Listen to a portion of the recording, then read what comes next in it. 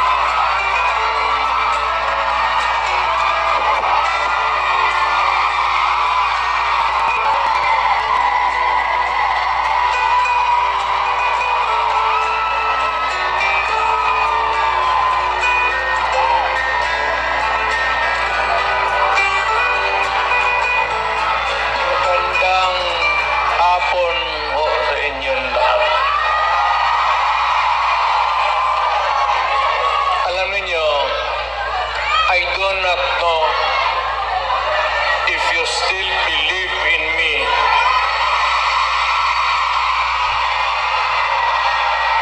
Pero nakatingin ako sa inyo.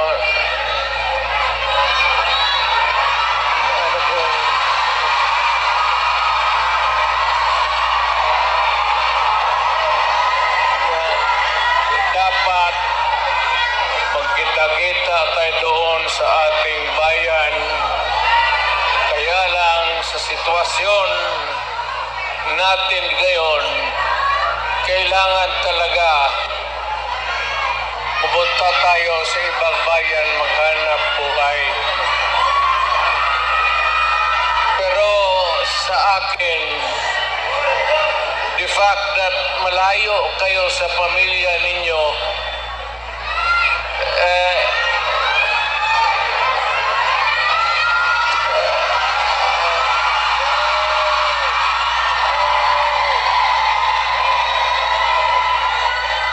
dama ko yung lungkot at alam ko yan. Kasi ganoon rin ako noon.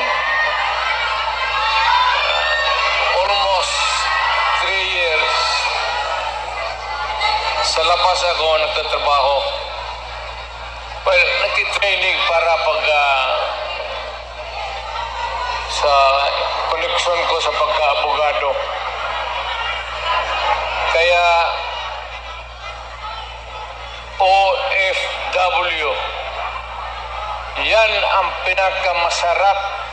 Kaya magkikinig ako, OFW, mabuhay kayong lahat.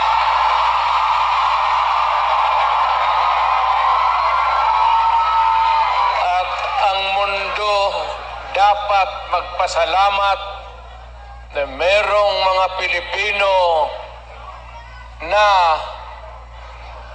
magpunta dito sa kanila, sa ibang bayan, para magtrabaho para sa kanila at para sa atin, paipon ng pera para sa pamilya natin. Kasi, well, you know,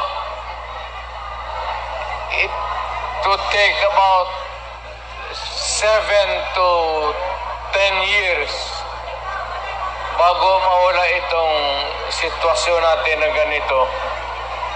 But in the meantime, that we are not really ready economically to trabaho para sa lahat, then I said, napipilitan tayo dito maghanap ng trabaho para sa ating mga pamilya.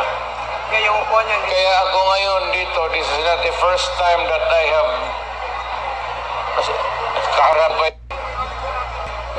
palad natin. Magdasal tayo ngayong pagod ninyo ngayon makinabang ang mga pamilya ninyo at ang mga anak ninyo. Mabuhay kong OFW. Yung lahat ng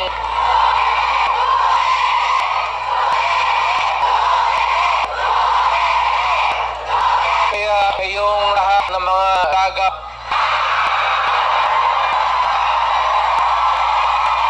ilan ba to?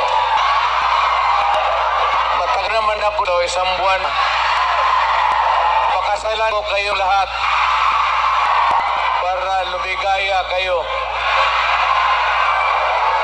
at magkaroon ako ng maraming pera.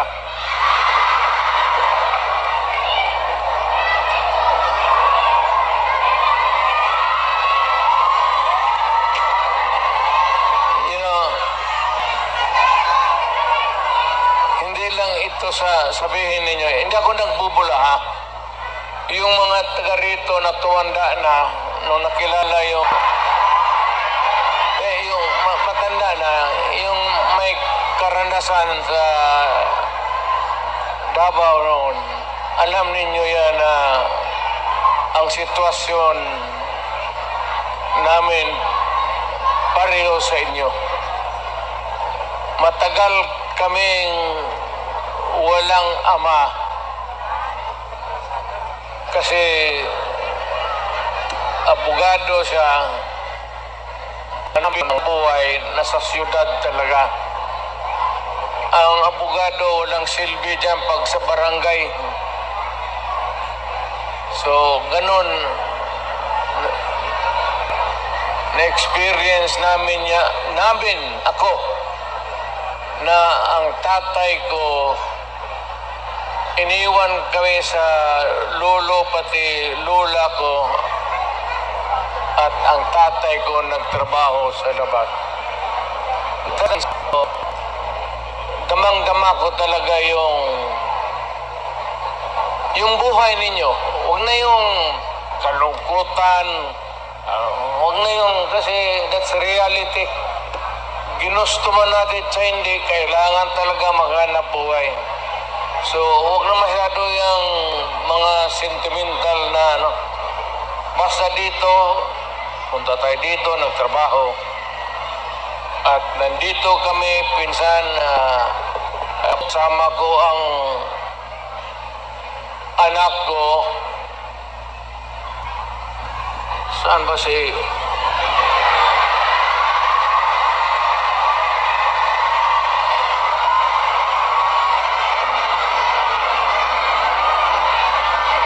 Anak ba ako dito sa labas sa inyo?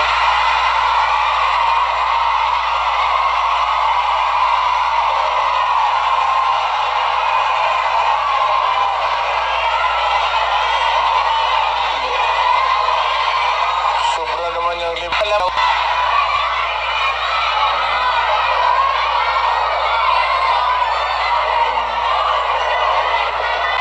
Saan ba pamilya ko?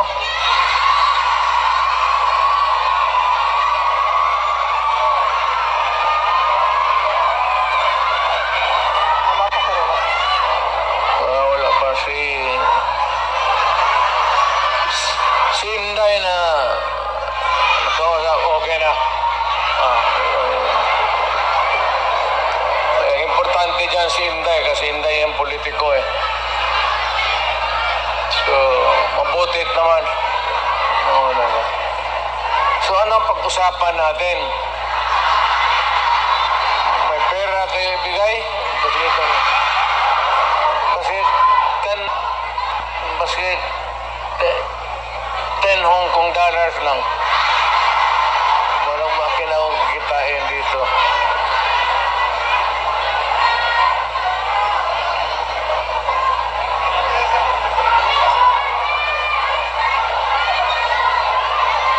Sunod punta ko dito, magministro na ako. Kasi pagtapos ng usapan natin, give. Kaya lahat. Well, ang problema natin sa Pilipinas ngayon, hindi na kasing bigat noon. You know, you'll have to be patient with government. It is not at all times may kapalpakan. Ang akin lang, well, of course, kasi from the outside na ako, na makikita ako na yung ganito, yung seldom na tinitignan ng tao, ng Kongreso, na masilip lang man kayo kung ano ang kailangan, not only dito sa Hong Kong but all over the world, Filipinos who... So, ang akin, nagpapasalamat ako, ang una-una, yung tulong ninyo sa economy ng bayan. At second, yung social order.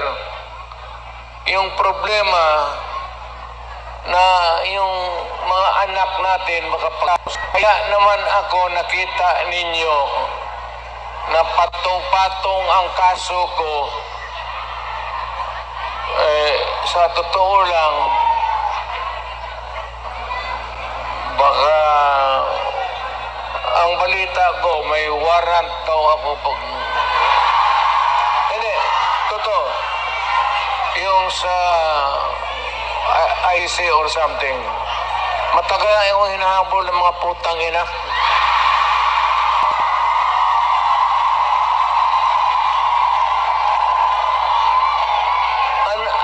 Ano man ang kasalanan ko? Na ginawa ko man ang lahat sa panahon ko para may konting katahimikan at mapayapa ang buhay ng Pilipino. Ang problema nito, ewan ko kung ang tingin ng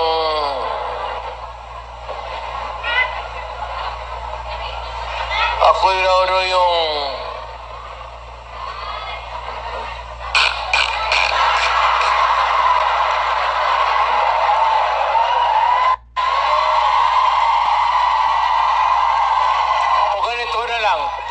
ito ganito na lang. Assuming na totoo talaga yung naririnig ninyo. Bakit ko ginawa yan? Para sa sarili ko? Para sa pamilya ko? Para sa inyo at ang inyong mga anak sa ating bayan.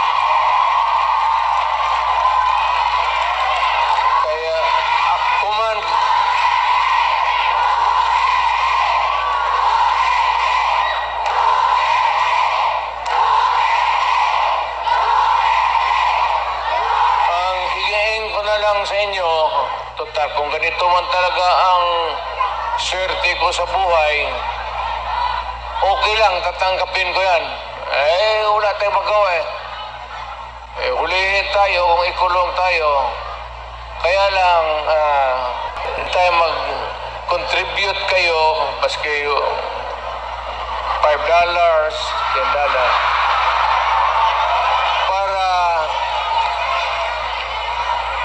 paglabas ko sa presuhan, pagawaan ninyo akong monumento katabi ni Rizal. Si Rizal may hawak na libro Akin,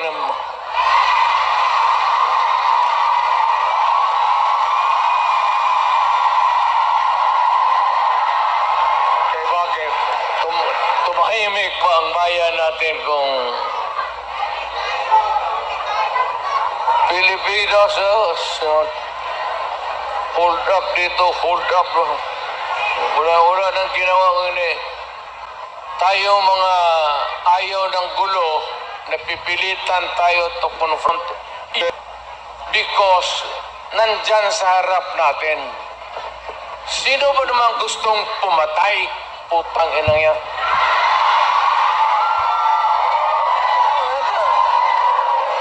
Bakit ako why would I waste my time? Binila, pumapatay yan si Duterte, lumalabas ng gabi, ganon. And so, sino ba naman gusto maging security guard? Na ang kinuha ko law. So, but, guro sa trabaho, saka sa, alam mo sa gabi, dyan rin lumalabas masasamang tao. At dyan rin lumalabas yung nakakatakot na magandang babae sa buong bayan.